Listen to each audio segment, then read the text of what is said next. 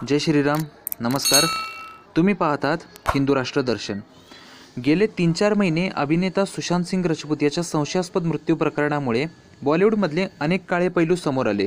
वशिलेबाजी, घराणेशाही, अंमली पदार्थांचे सेवन, त्याचा व्यापार, असा सर्व प्रवास या तपासाने केला. हे सर्व काही सुरू असताना बॉलिवूडचे सुप्रसिद्ध गीतकार, लेखक मौलाना जावेद अख्तर यांनी बॉलिवूडमधल्या कलावंतांची सारव करायच्या नादात तारे तोडले.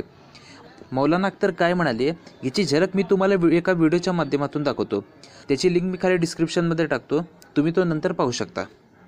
आपने कहा ये गांजा चरस ये इतनी बड़ी बात नहीं है, ये तो बहुत सालों से हमारे त्योहारों में भी कंज्यूम की जाती है, इसका इतना बवाल क्यों उठाया जा रहा है? So are you saying one that you do not think that there's anything wrong in the consumption of marijuana? As a former recovered addict of alcohol, would you not be more alarmed, Javed Akhtar, about the kind of reports that you hear about the drug use in Bollywood? I don't believe those reports. I'll tell you why.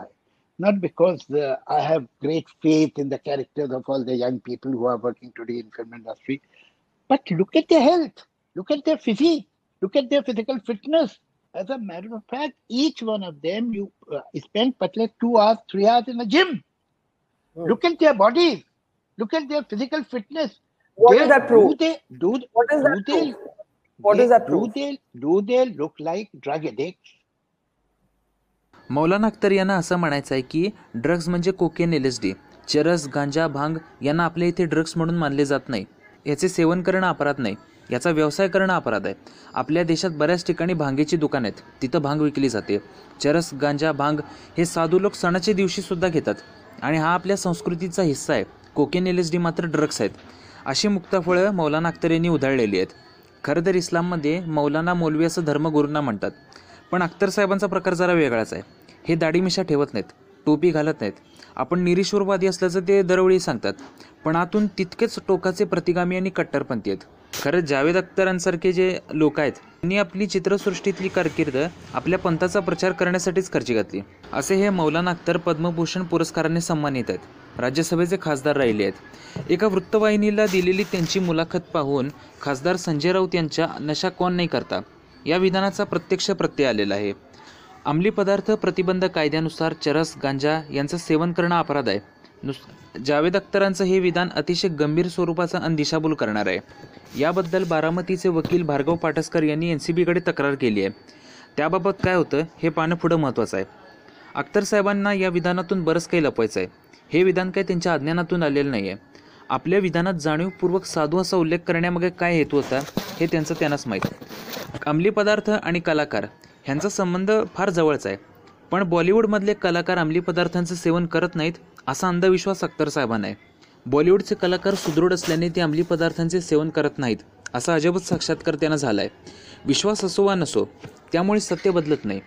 सत्य काय आहे हे भविष्यात जनतेसमोर येईलच. सुशांत सिंग राजपूतच्या संशयास्पद मृत्यू प्रकरणाला मिळालेली कलाटणी आणि वेग पाहता हे प्रकरण एका वेगळ्याच टप्प्यावरून पोचलेलं आहे. त्यामुळे देशात खळबळ उडाली. अंमली पदार्थ आणि कलाकार हे समीकरण काय आजचं नाही आहे, ते फार पूर्वीपासून चालत आले. दाक्षिणात्य चित्रसृष्टीतील अंमली पदार्थांच्या तस्करीमुळे अनेक गोष्टी समोर आल्या. मात्र ही पहिलीच अशी वेळ आहे की देशातली सर्वात मोठी चित्रसृष्टी म्हणजे बॉलिवूड, तिथल्या मोठमोठ्या कलाकारांची नावं समोर आली.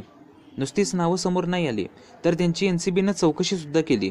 मग दीपिका पदुकोण, रकुल प्रीत सिंग, श्रद्धा कपूर, सारा अली खान या सर्वांची चौकशी केली. यापूर्वी रिया चक्रवर्ती आणि तिचा भाऊ शोविक यांची चौकशी होऊन NCBच्या हाती काही धागेदोरे लागले. या अभिनेत्रींच्या चौकशीतून हॅश नामक अंमली पदार्थासंबंधी काही धागे असल्याची बातमी आली. हॅश म्हणजे हशिश. हा पदार्थ भांगेच्या निरासापासून बनवला जातो. याचे उत्पादन प्रामुख्याने पाकिस्तानातून चालते. 1994 साली वॉशिंग्टन पोस्ट या वर्तमानपत्राला दिलेल्या मुलाखतीत नवाज शरीफ म्हणतात, 1991 साली पाकिस्तानी सैन्य आणि ISI या दोघांनी मिळून अंमली पदार्थाचा व्यापार आणि त्यातून मिळणाऱ्या पैशातून दहशतवाद पोसायचा घाट घातला. या आखणीला आपण अमान्यता दर्शवली असली तरी तो घाट प्रत्यक्षात रद्द केला की नाही याबद्दल आपल्याला काही कल्पना नाही. वारंवार पाकिस्तानी कलाकार आणि गायकांना निमंत्रण देण्यामागे हाच हेतू आहे का? अभिजित भट्टाचार्य, सोनू निगम यांच्यासारखे दर्जेदार गायक असताना सुद्धा आतिफ असलमसारख्या गर्दब सूर्यांना का बोलवले जाते? आपल्याला माहीत असेल अथवा नसेल, पण या अंमली पदार्थाच्या व्यापारातून अतिरेकी संघटनांचे खर्च चालत असतात. 2014 साली कॅप्टगॉन नावाच्या अंमली पदार्थाच्या तस्करीतून कोट्यवधी डॉलर्सचा फायदा झाला. या पैशाचा उपयोग सिरियात अतिरेक्यांना प्रशिक्षण देण्यासाठी झाला.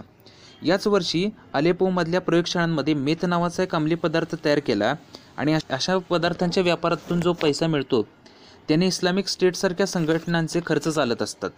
अमेरिकेच्या गुप्तचर नियंत्रणाच्या निरीक्षणानुसार दरवर्षी अफगाण आणि वायव्य सरहद्द प्रांतातून कोट्यवधी डॉलर्सचे कोकेन आणि अफीम यांची तस्करी होते. 2004 साली 400 टन कोकेन अफगाणिस्तानातून लॅटिन अमेरिकेला पाठवले. अंमली पदार्थांचा व्यापार किती खोलवर आहे, यामध्ये किती मोठे खेळाडू आहेत, ह्याची झलक जर तुम्हाला पाहिजे असेल तर नार्कोससारखी वेबसिरीज पहा. अगदी तुम्ही उडता पंजाब किंवा मलंगसारखे चित्रपट पाहिले असतील, पण ही ड्रग्सची समस्या पंजाब किंवा गोवापुरती मर्यादित नाही आहे. अनेक मोठ्या शहरांमध्ये जाळं पसरलेलं आहे.